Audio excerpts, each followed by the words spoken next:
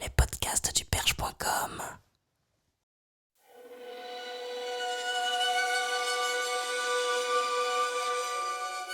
Admettons simplement que la nature est le milieu terrestre défini par le relief, le sol, le climat ou la végétation. La nature était là bien avant nous, et pas d'inquiétude là-dessus, elle nous survivra. Même si avant de disparaître, on aura pris soin de la saccager et de la rendre à peu près infréquentable pour nous autres humains. Elle s'en remettra.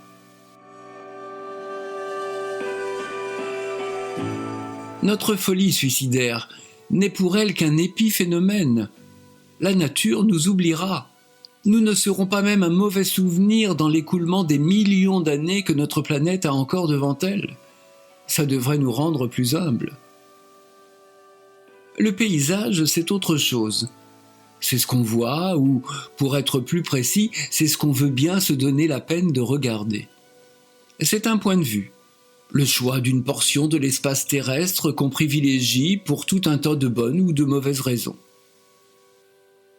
Le paysage relève de nos critères esthétiques personnels, tandis que la nature se fiche complètement de nos goûts et de nos états d'âme. On marche, droit devant soi, sans trop savoir pourquoi.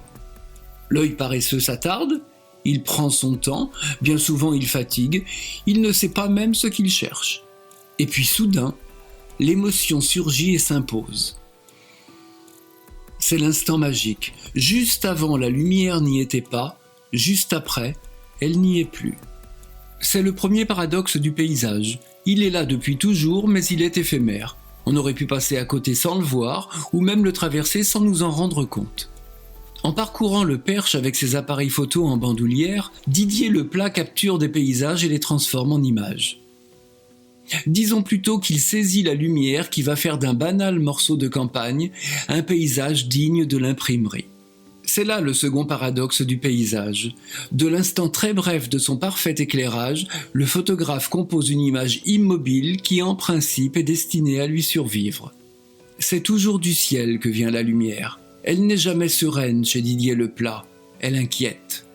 Tout est une grande banalité dans ses photographies, mais c'est de cette banalité que naît le malaise. On devine tous ces nuages lourds de menaces. Ils semblent porteurs d'une sourde colère qui bientôt va se répandre et se déchaîner sur la terre. En définitive, ce qui nous étonne et nous fascine dans ces paysages, c'est le vide, à tout le moins l'absence de présence humaine. On voit bien ici ou là un troupeau de vaches, quelques chevaux, des habitations ou même parfois un gros morceau de village à l'abri d'un clocher ancestral.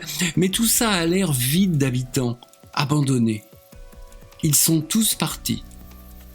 On se demande quelle peur obscure, quel impérieux exode les a chassés de ces terres familières.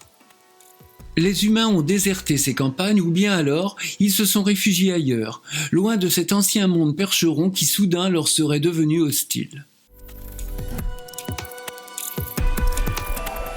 Pourtant, les hommes ont façonné ces paysages.